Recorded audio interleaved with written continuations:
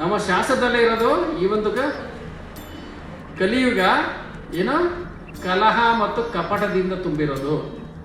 ಇಲ್ಲಿ ಮುಂದೆ ಕಲಿಯುಗದಲ್ಲಿ ಯಾವ ರೀತಿ ಆಗತ್ತೆ ಅನ್ನೋದು ನಮ್ಮ ಶಾಸ್ತ್ರದಲ್ಲಿ ಕೊಟ್ಟಿದ್ದಾರೆ. ನಾವು ಯೂಶಲಿ ನಾವೆಲ್ಲ ಅನ್ಕೊಂತಾ ಇರೋದೇನು, ನಾವು ಹೊಸ ಹೊಸ ಇನ್ವೆನ್ಷನ್ಗಳನ್ನ ಮಾಡ್ತಾ ಇದ್ದೀವಿ, ಹೊಸ ಹೊಸ ಸೈಂಟಿಫಿಕ್ ಇನ್ವೆನ್ಷನ್ಸ್ ನಡೀತಾ ಇದೆ, ಡಿಸ್ಕವರಿಗಳು ನಡೀತಾ ಇದೆ, ಅದರಿಂದ ಹೊಸ ಹೊಸ ಮೆಷಿನ್ಗಳು ಬರ್ತಾ ಇದೆ. ನಾವೆಲ್ಲರೂ ಏನು ಮಾಡ್ತಾ ಇದ್ದೀವಿ, ಮೇಲಕ್ಕೆ ಇನ್ನೂ ಅಡ್ವಾನ್ಸ್ ಆಗ್ತಾ ಇದ್ದೀವಿ, ಇನ್ನೂ ಪಾಲಿಶ್ಡ್ ಆಗಿರೋ ಲೈಫನ್ನು ಲೀಡ್ ಮಾಡ್ತಾ ಇದ್ದೀವಿ, ಇನ್ನೂ ಫುಲ್ಲು ಅಡ್ವಾನ್ಸ್ ಆಗ್ಬಿಟ್ಟಿದ್ದೀವಿ ಅಂತ ನಾವು ಯೂಶಲಿ ಇಮ್ಯಾಜಿನ್ ಮಾಡ್ಕೊಂಡಿರೋದು. ನಮ್ಮ ಶಾಸ್ತ್ರ ಏನು ಹೇಳುತ್ತೆ, ಕಲಿಯುಗ ಮುಂದಕ್ಕೆ ಹೋಗ್ತಾ ಹೋಗ್ತಾ ಹೋಗ್ತಾ ನಮ್ಮ ಬೇಸಿಕ್ಗಳು ಏನಿದೆಯಲ್ಲ, ನಾವು ಜೀವನ ಮಾಡುವಂಥ ಒಂದು ಮಟ್ಟನೇ ಏನಾಗುತ್ತೆ, ಕಡಿಮೆ ಆಗುತ್ತೆ. ಇಲ್ಲಿ ನಾವೇನು ನೋಡ್ತಾ ಇದ್ದೀವಿ, ನಮ್ಗೆ ಏನೇ ರೋಗ ಬಂದರೂ ಅದಕ್ಕೊಂದು ಮೆಡಿಸಿನ್ ಇದೆ, ಕಂಡುಹಿಡಿತಾ ಇದ್ದೀವಿ. ದಿನ ಒಂದೊಂದು ಮೆಡಿಸಿನ್ ಕಂಡುಹಿಡಿತಾ ಇದ್ದಾರೆ. ನಡ್ಕೊಂಡು ಹೋಗೋದಕ್ಕೂ ಒಂದು ಇಲ್ಲ ಅಂತ ಒಂದು ಗಾಡಿಗಳು ಬರ್ತಾ ಇದೆ, ಏರೋಪ್ಲೇನ್ಗಳು ಬರ್ತಾ ಇದೆ, ಏನೇನೋ ಬರ್ತಾ ಇದೆ. ನಾವೇನು ಮಾಡ್ಕೊತಾ ಇದ್ದೀವಿ, ನಾನು ಇನ್ನೂ ಫಾಸ್ಟ್ ಫಾರ್ವರ್ಡ್ ಆಗ್ತಾ ಇದ್ದೀನಿ, ಇನ್ನೂ ಚೆನ್ನಾಗಿ ಆಗ್ತಾ ಇದೆ ನನ್ನ ಲೈಫು ಅಂತ. ಆ್ಯಕ್ಚುಲಾಗಿ ಥಿಂಕ್ ಮಾಡಿ ನೋಡಿ, ನಮ್ಮ ತಾತ ಅಥವಾ ಮುತ್ತಾತಂದರು ಯಾವ ರೀತಿ ಜೀವನ ಮಾಡಿದ್ರು ಅದಕ್ಕಿಂತ ಕಳಪೆ ಜೀವನನ ನಾವು ಈಗ ಮಾಡ್ತಾ ಇರೋದು. ಅವ್ರು ಎಷ್ಟು ವರ್ಷ ಬದುಕ್ತಾ ಇದ್ರು, ಇವಾಗ ನಾವು ಎಷ್ಟು ವರ್ಷ ಬದುಕ್ತಾ ಇದ್ದೀವಿ. ಅವಾಗ ಮನೆಯಲ್ಲಿ ಎಷ್ಟು ಜನ ಇರ್ತಾ ಇದ್ರು, ಇವಾಗ ಎಷ್ಟು ಜನ ಇದ್ದೀವಿ.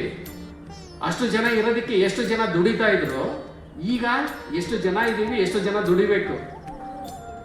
ಆವಾಗ ಎಷ್ಟು ರೋಗಗಳು ಬರ್ತಾ ಇತ್ತು, ಇವಾಗ ಎಷ್ಟು ರೋಗ ಬರ್ತಾ ಇದೆ. ಈ ರೀತಿ ನಾವು ಏನೇ ಒಂದು ಕಂಪೇರ್ ಮಾಡಿದ್ರು ಏನಾಗ್ತಾ ಇದೆ, ಇಷ್ಟೊಂದು ಫಾರ್ವರ್ಡ್ ಆಗಿ ಅಡ್ವಾನ್ಸ್ ಆಗ್ತಾ ಇದೆ ನಮ್ಮದು. ಆದರೆ ಕ್ವಾಲಿಟಿ ಆಫ್ ಲೈಫ್ ಏನಾಗ್ತಾ ಇದೆ, ಕಡಿಮೆನೇ ಆಗ್ತಾ ಇದೆ. ನಮ್ಮ ಶಾಸ್ತ್ರದಲ್ಲಿ ಏನಿರುತ್ತೆ ಅಂದರೆ ಕಡಿಮೆನೇ ಆಗುತ್ತೆ.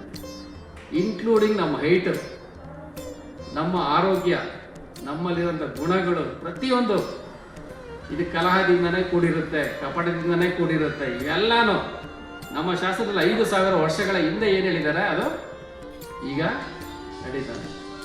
ನಮ್ಮ ಶಾಸ್ತ್ರದಲ್ಲಿ ಇವನ್ ಪುರಂದರದಾಸರು ಏನು ಹೇಳಿದ್ದಾರೆ ಗೊತ್ತಾ, ಇವಾಗ ನಾವೇನೊಂದು ಟೆಸ್ಟ್ ಟ್ಯೂಬ್ ಬೇಬೀಸು ಇವೆಲ್ಲ ಏನು ನೋಡ್ತಾ ಇದ್ದೀವಿ, ಒಂದೇ ಒಂದು ಕೀರ್ತನೆಯಲ್ಲಿ ಅವರು ಎಂಟೈರ್ ಒಂದು ಮಗು ತಾಯಿಯ ಗರ್ಭದಲ್ಲಿ ಯಾವ ರೀತಿ ಬೆಳೆಯುತ್ತೆ, ಯಾವ ಯಾವ ತಿಂಗಳಲ್ಲಿ ಯಾವ್ಯಾವ ರೀತಿ ಬೆಳೆಯುತ್ತೆ ಅಂತ ಅವರು ಕೀರ್ತನೆಯಲ್ಲಿ ಬರೆದಿದ್ದಾರೆ. ಯಾವಾಗ ಅದು